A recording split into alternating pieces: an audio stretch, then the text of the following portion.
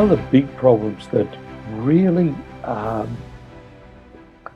think, worried him a lot was that he knew he was going to intercut between the past in the desert, where the romance story was, to the present, where he's dying and he's burnt in Italy. And he was really, really worried about, would the audience understand on a straight cut?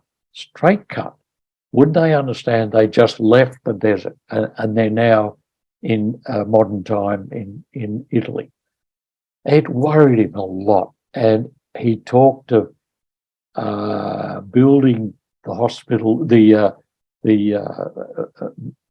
room, the sick room where he was, building it in the desert with sheer walls that you could see through, that were painted, so that when you left him, you could go up and you could see the aeroplane or whatever through the wall. And I think both the production designer, Stuart Craig, and I both gulped, thinking that I have to match the perfect lighting. And we shot the desert first, so you'd be shooting the desert first and then going to Italy to do the room. And we didn't know what the room was, and all of these things all come barreling in on you. And Stuart Craig, I think, thought, oh my God, I've got to build translucent walls of the room, and we'll have to find the room in Italy so I know what size, shape, what the walls are. And all of that became, and we're looking at each other in a way going, oh no, there must be some other way. And so we went through a lot. But Anthony did not want to do subtitles of meanwhile back in the desert or meanwhile back in Italy, to tell the audience they had now transitioned. It was wonderful that what happened was such a lovely film thing. Walter Murch found the long, slow dissolve. I think they were 96 frames or something like that. So once you started to dissolve, you very slowly segued across into the other era. Yeah.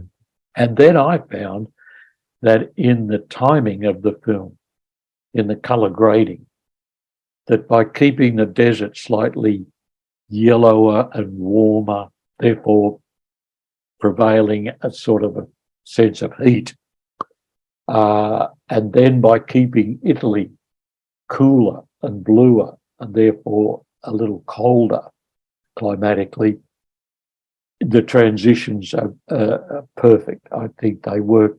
I don't think anybody's had a complaint about not having a subtitle and saying, well, where are we now? Because that colour shift and Walter's magic dissolves just found a new way of doing it without having to be so explanatory with a piece of subtitling. That was one of the big problems. I mean, the others were normal movie problems of, keeping cameras protected in desert situations with windstorms, sand. We were shooting, obviously, film negative and scratches and things were paramount, but everybody's brains were geared to it. All the equipment that went in was geared to it. So that was all sort of standard procedures. But the biggest one was, I feel, was Anthony's transitional things. Stuart Craig, amazing production designer, was relentless in finding locations. And he had a lovely way of presenting them. Was like, well, this is the first one. They could come down there and into there. There's the cave entrance, and there's that and that. And Anthony might not quite what I want, maybe, but close. Yes. Well, I've got a second one, and the second one was better.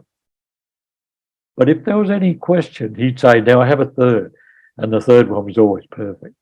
Always, everything just went whack straight in. And it was lovely. So working with Stuart was an absolute delight. As I said, he spent a lot of time out there in cars, driving around, looking everywhere and finding everything that we needed.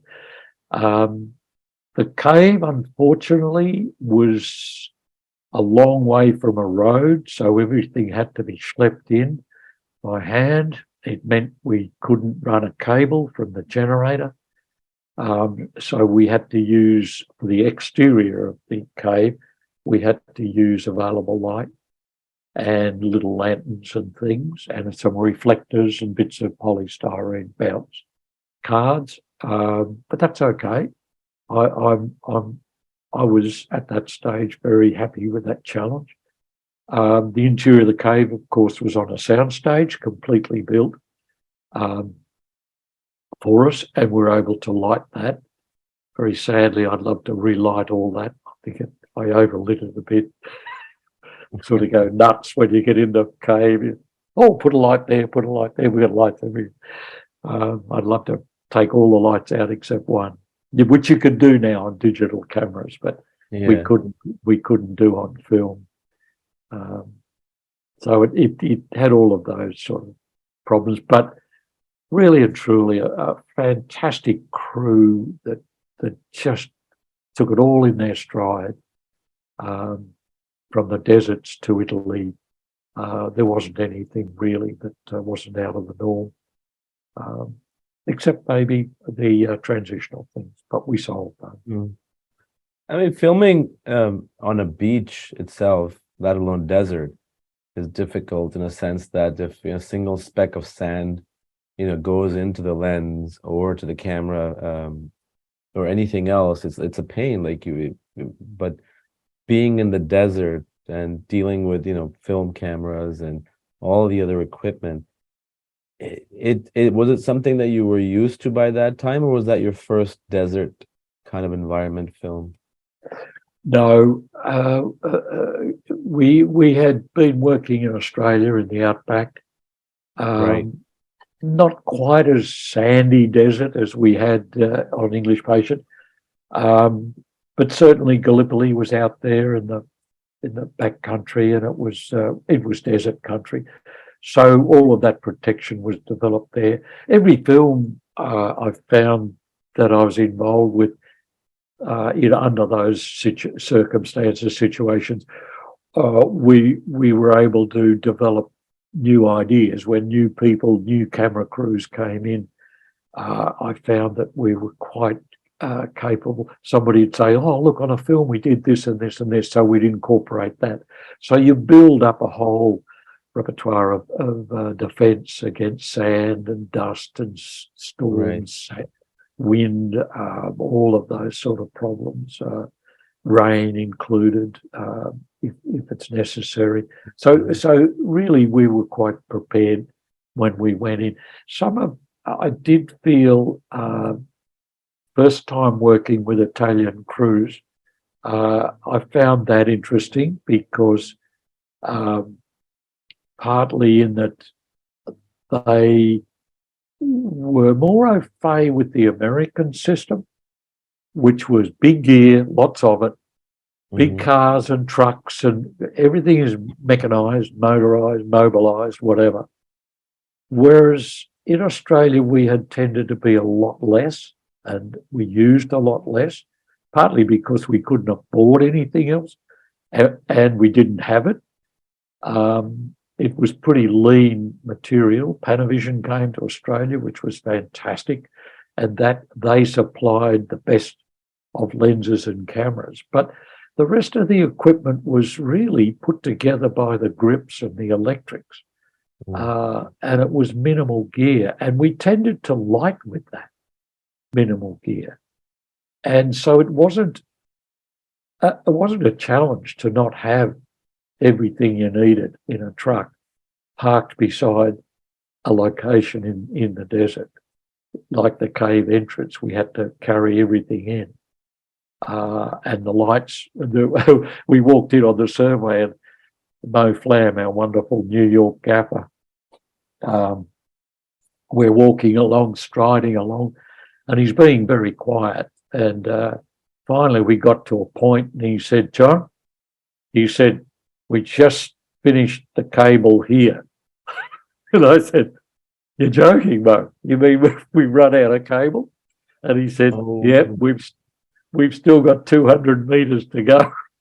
I said, "Oops, okay, pull out the polystyrene and the reflectors and all the old-fashioned gear. We're off." And we did. And we used little bounce cards and things, and you can still make movies like that.